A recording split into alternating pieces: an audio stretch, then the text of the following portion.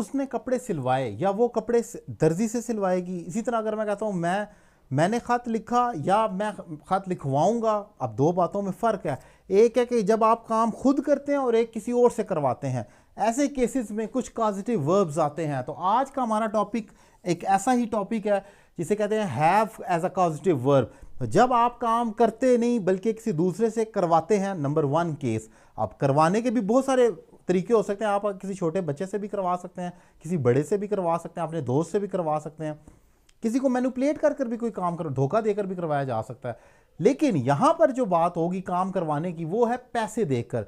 Professional way में जब किसी प्रोफेशनल को हायर किया जाए पैसे देकर अपना काम करवाने के लिए, ऐसे में हैव को इस्तेमाल किया जाता है as a positive verb. Positive verb उन वर्ब्स को कहा जाता है जब आप काम करते नहीं करवाते हैं। कैसे इस्तेमाल होगा उसको डिफाइन करूंगा। अगर आपको मेरे समझाने और पढ़ाने का तरीका पसंद आए तो आप मुझसे ऑनलाइन इंग्लिश लैंग्वेज कोर्स कर सकते हैं। नंबर आप सामने स्क्रीन पर मौजूद है। इंपॉर्टेंट टॉपिक है, हमेशा कंफ्यूज करता है स्टूडेंट्स को, इसलिए इसको एंड तक देखना है ताकि ये कंसेप्ट हमेशा के लिए आपका क्लियर हो जाए। अक्सर ट्रांसलेशन पूछी जाती है और उसमें गड़बड़ होती है, लोग जो ट्रांसलेट कर रहे होते हैं वो गलत होती है। किस तरीके से बनेगा जरा टॉपिक देख लें। एग्जाम्पल क्या है, उसने दर्जी से कपड़े सिलवाए। सिलवाए पास्ट इंडेफिनिट का टेंस है, तो मैं कहूँगा she had a tailor stitch her clothes.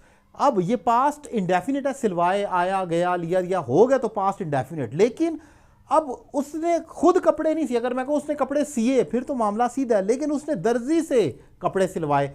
ऐसे में इंग्लिश तो इसकी ये बन गई जो मैंने लिख दी है, she had a tailor stitch her clothes. लेकिन अब सीखना तो ये ना कि ये हमने रटा तो नहीं लगाना। अगर मैं कुछ और कहूँ, उसने मैकेनिक से गाड़ी ठीक करवाई, फिर क्या होगा, उसने मोची से जूता मरम्मत करवाया या करवा रही है, फिर क्या होगा। तो हमें स्ट्रक्चर सीखना है ताकि फिक्रें हम खुद बना सकें। स्ट्रक्चर ये है, सबसे पहले सब्जेक्ट आएगा, उसके बाद causative verb have, has, had, जो आपने लगाना है टेंस के अकॉर्डिंगली आएगा, वो मैं डिफाइन करता हूं।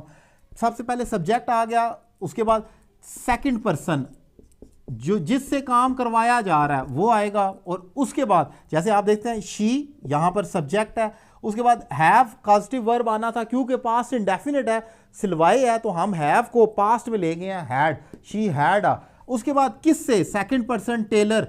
उसके बाद वर्ब की आप फर्स्ट फॉर्म जिसे बेयर इन्फिनेटिव कहा जाता है, यानी कि बगैर टू के, कपड़े सिलवाए, स्टिच हो गया सिलवाना, और उसके बाद एंड पर आपका ऑब्जेक्ट आ जाता है। क्या चीज सिलवाई, कपड़े।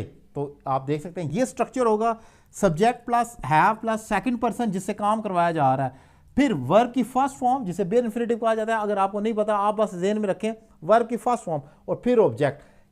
अब इसी तरीके से वो मोची से अपना जूता मरम्मत करवा रही है, तो मैं कहूँगा शी इज हैविंग, अब प्रेजेंट कंटिन्यूस है तो हैव हैविंग में जैसे होता है, she is having a cobbler mend her shoes, आप उसको चेंज करते रहेंगे। उसने मैकेनिक से अपनी गाड़ी, वो मैकेनिक से अपनी गाड़ी मुरम्मत करवाएगी, तो मैं कहूँगा शी विल हैव अ, अब फ्यूचर इंडेफिनिट है तो विल और उसके साथ वर्ब की first form, she will have a mechanic repair her car, आप सिंपल यूज कर लेंगे।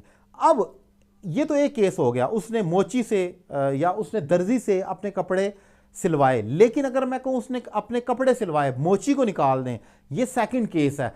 ये वो सेकंड केस है जिसे मैंने अपनी बुक में नाम दिया है अननोन कॉजेटिव का। ये किसी बुक में, ये कोई रूल नहीं है, ये मैंने अपने स्टूडेंट्स को समझाने के लिए जो मेरी इंग्लिश लैंग्वेज कोर्स की बुक है उसमें मैंने इसको दो कैटेगरीज में डिफाइन किया। एक नॉन कॉजेटिव, नॉन वो है जैसे ये है, उसने दर्जी से कपड़े सिलवाए, तो ये तो नॉन हो गया ना, इससे सिलवाए।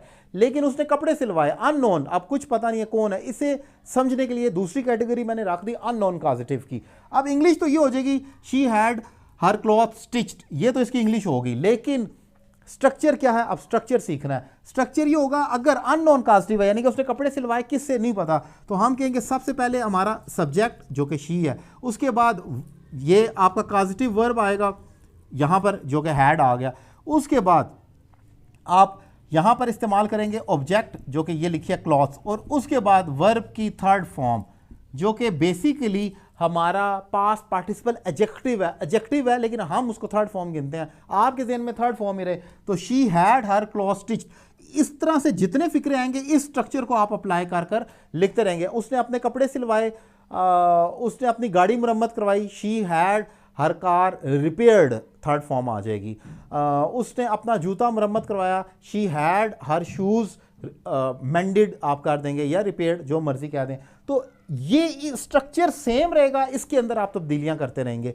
लेकिन याद रखने वाली बात जो होगी वो ये है, आम तौर पर अगर तो आप ना भी डिफरेंट यूज कर लें तो कोई फर्क नहीं पड़ता, लेकिन ज्यादा एक्यूरेट, ज्यादा एक्यूरेसी ये है कि हैव को उस केस में इस्तेमाल करें जब आपको नजर आए कि ये जो आप काम देख रहे हैं, दर्जी से कपड़े सिलवाना, मोची से कुछ काम करवाना, ये किसी भी प्रोफेशनल को हायर करना अपने काम के लिए, इवन ड्राइवर को हायर करना, किसी भी प्रोफेशनल को हायर करना पैसे देकर अपने काम करवाने के लिए, वहां पर हैव कॉस्टिव वर्ब आएगा।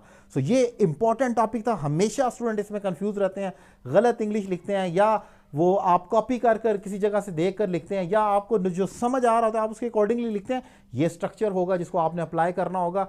एक एग्जाम्पल आपके लिए छोड़कर जा रहा हूं, आपने इसकी इंग्लिश करनी है। इसकी क्या इंग्लिश होगी आपने मुझे बताना है कि उसने वो मैकेनिक से अपनी गाड़ी ठीक करवा चुकी थी, वो मैकेनिक से अपनी गाड़ी ठीक करवा चुकी थी पास्ट परफेक्ट हो गया। कैसे बनेगा, स्ट्रक्चर क्या होगा, ये किस तरीके से स्ट्रक्चर अप्लाई होगा, वर्ब की कौन सी फॉर्म, ये सारा कुछ आपने लिख कर देना है कमेंट बॉक्स में, ताकि आइडिया आपका कंसेप्ट क्लियर हुआ है कि नहीं। और अगर आप मेरे दीगर वीडियो लेक्चर्स देखना चाहते हैं, मेरा यूट्यूब चैनल सैयद अली रज़ा काज़मी लाजमी सब्सक्राइब करें। Thank you very much.